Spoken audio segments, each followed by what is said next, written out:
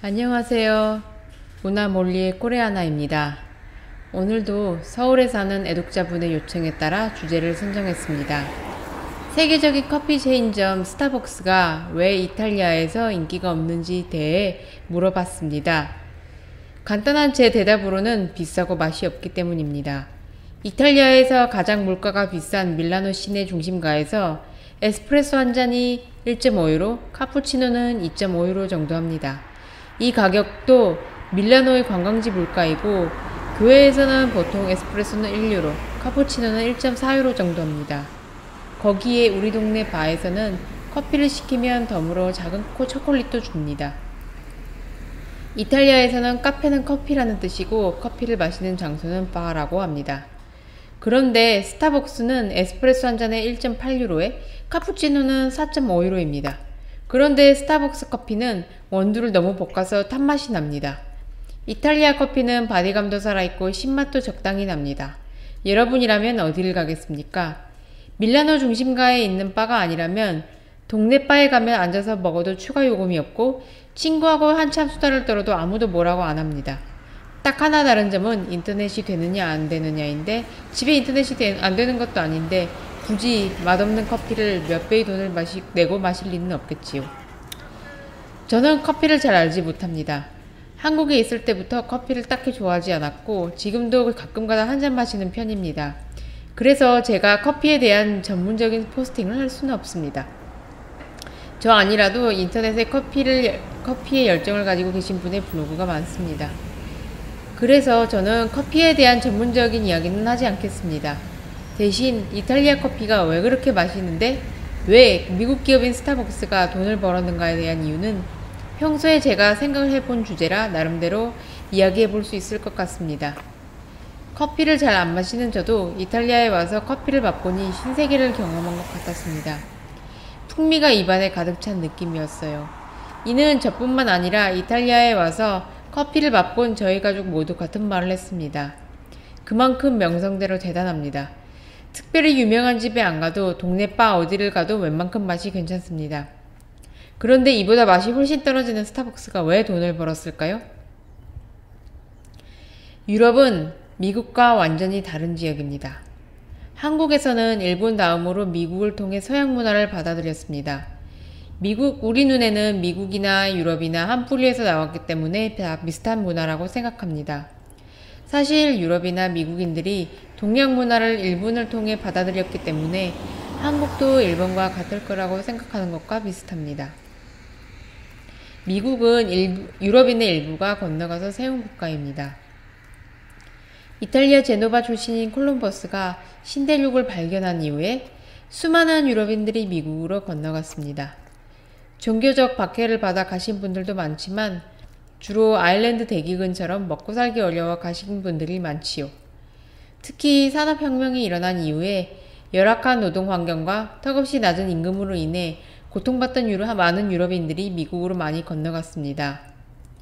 영국의 작가 찰스 디킨스의 올리버 트위스트를 보면 당시 시대상을 엿볼 수 있습니다. 당시에는 노동법, 최저임금 등의 제도가 없었기 때문에 주일 없이 하루에 12시간 이상 장시간 노동을 하였다고 합니다. 아동노동 문제도 심각했고요. 자본가는 더욱 부유해지고 노동자는 일을 아무리 해도 가난을 벗어날 수 없는 구조였지요. 그야말로 부익부 빈익빈이었습니다. 이러자 많은 유럽의 노동자들은 희망이 없는 이 땅을 벗어나 열심히 일하며 먹고 살 수 있다는 미국으로 건너가기 시작했습니다. 이탈리아도 같은 상황이었는데요. 특히 산업화가 일찍 일어난 북부에 비해 더욱 경제적으로 어려웠던 농경사회였던 남부에서 집중적으로 미국으로 이민을 많이 갔습니다. 사실 미국뿐만 아니라 호주, 아르헨티나는 이탈리아인이 이민을 많이 간 3대 국가입니다. 호주 커피가 유명한 이유는 이탈리아 이민자들이 커피 문화를 그곳에 소개해서입니다. 그래서 미국의 이탈리아 커뮤니티는 주로 남부 출신으로 구성되어 있습니다. 특히 시칠리아 출신이 많은데요. 이들이 이민을 가면서 그곳의 마피아도 같이 미국으로 가는 통에 이탈리아 마피아가 미국에도 자리를 잡게 되었지요. 마피아를 비롯한 우리가 아는 이탈리아의 문화에는 그래서 거의 남부의 것입니다. 대가족 문화, 마피아, 지중해 식당 등등. 그런데 이민을 간 사람들이 주로 경제적으로 어려운 지역의 출신이다 보니 그들의 문화는 본국이 사람들이 보기에는 뛰어나다고 할 수 없었습니다. 좀 와닿게 비유를 해보면 일제강점기 시절에 먹고 살기 힘들어 중국이나 러시아 지역으로 이민을 간 분들이 지켜낸 한국의 언어와 문화는 현대 한국인의 시각에서는 뭔가 낯설지요. 미국은 중국이나 러시아와는 달리 먹고 살기 어려워 이민 온 분들이 정말 열심히 일을 해서 이뤄낸 세계에서 최고로 부유한 국가입니다. 그때 이민을 간 분들이 경제적으로 크게 성공해서 고향에 저택도 짓는 등 금이 환영하신 분들도 많았습니다. 그러나 본토 유럽인들은 이런 사람들을 인정해주지 않았습니다. 한국에 계신 해외 동부 출신들이 사업으로 성공해도 사회적으로 인정받기가 어렵지요. 헨리 제임스의 아메리칸을 읽으면 이해하는 데 도움이 될 것 같습니다. 미국인들이 돈이 아무리 많아도 유럽인들을 동경하고 그들의 인정을 받으려고 애쓰는 마음을 엿볼 수 있습니다. 왜일까요? 예를 들어 미국의 이탈리아 음식은 외국인인 제가 봐도 질이 낮습니다. 추측컨대 처음부터 이 음식을 전파한 이들이 먹고 살기 어려운 이들이었고 거기에 다수를 차지한 영국계 아일랜드계 등은 음식이 맛없기로 유명한 나라 출신입니다. 이들의 입맛에 맞추려면 이탈리아 음식에서 향이 강한 재료를 빼거나 적게 써야 합니다. 즉 풍미가 강한 이탈리아 음식이 미국으로 넘어가면서 물처럼 밍밍한 맛이 되었고 양만 많아졌습니다. 커피도 마찬가지인데요. 맛이 강한 에스프레소를 물을 타서 밍밍하게 만들어 놓았습니다.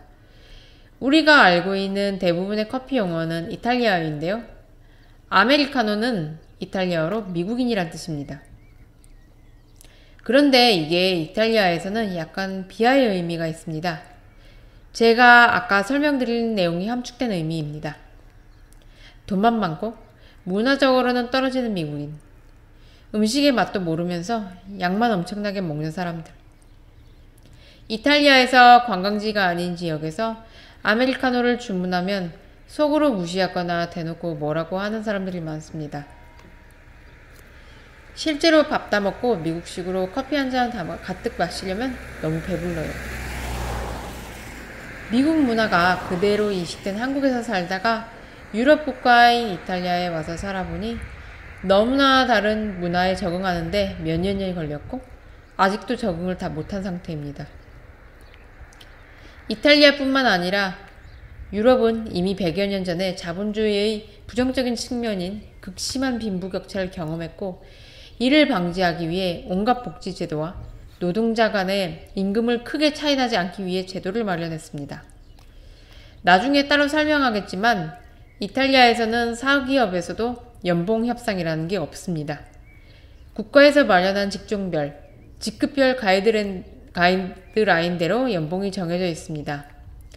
이걸 알고 처음에 너무 놀랐습니다. 여기가 공산국가인가 이랬어요. 여기에서 세금을 거의 절반을 떼갑니다. 한국과 비교하면 사무직은 임금이 더 낮고 기술직이나 육체노동 하시는 분들의 임금은 더 높습니다. 그러니까 직업에 따른 임금 차이가 한국처럼 크게 안 납니다. 거기에 교육이나 의료 서비스 등은 국가에서 무료 아니면 저렴하게 제공합니다. 그러니까 크게 부자가 되기는 어렵지만 반대로 먹고 사는 데는 문제가 없습니다. 거기에 작은 정부를 지향하는 미국과 반대로 유럽은 큰 정부를 지향합니다. 이 말인즉슨 무슨 분야든 온갖 규제가 많다는 말입니다. 무슨 사업을 하려면 허가도 많이 받아야 하니 돈과 시간이 많이 듭니다. 그러니 유럽인들, 특히 이탈리아인들은 웬만하면 위험을 무릅쓰고 새로운 일을 안 합니다. 힘들고 불편한 문화가 다른 외국은 여행도 안 가려는 사람이 많습니다. 전 국민이 공무원 마인드라고 생각하면 쉬울 것 같습니다. 거기에 노인 인구가 전체 인구의 4분의 1이나 되어 국민들의 멘탈 자체가 노령화되어 있습니다. 젊은 사람들도 그렇습니다. 승진하는 것도 싫고 왜냐하면 해봐야 월급은 조금 오르는데 일만 많아지니까요.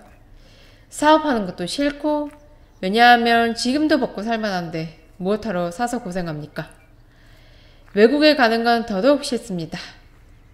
가족과 친구들하고 떨어지기 싫고 익숙한 환경에서 편히 살겠다는 것이지요.